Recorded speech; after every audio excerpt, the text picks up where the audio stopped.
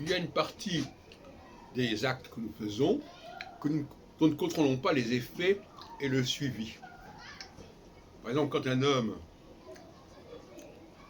féconde une femme, eh bien, le suivi, ça ne lui appartient plus.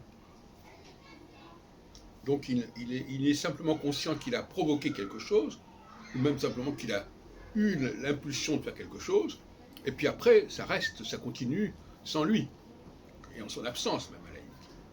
Eh bien, dans l'autre sens, là on est dans le domaine du corps physique, dans le domaine des rapports entre la femme et l'homme, c'est l'inverse.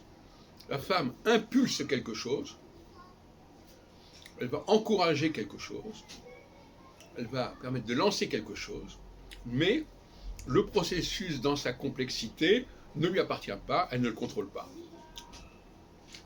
Mais en même temps, elle a cette impulsion instinctive, si on pourrait dire, de faire ce qu'elle a à faire, c'est-à-dire d'aller vers certains hommes et de les pousser, de les aider, pour reprendre l'expression de la Genèse chapitre 2, de les aider à se développer, à se réaliser, mais cette aide a ses limites.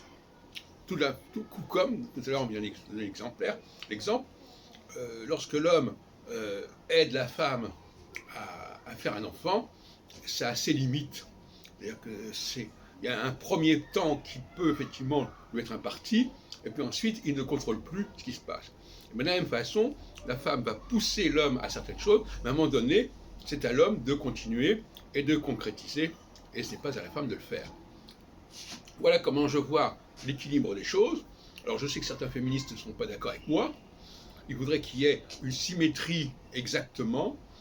Bon, or cette symétrie, on ne peut pas très bien l'imaginer, puisque l'homme ne prétend pas faire des enfants, ne prétend pas donner vie, donner naissance aux enfants, mais la femme peut effectivement prétendre, sur le plan moral, sur le plan intellectuel, faire des œuvres qui seraient comparables à celles de l'homme. Voilà le grand débat, finalement.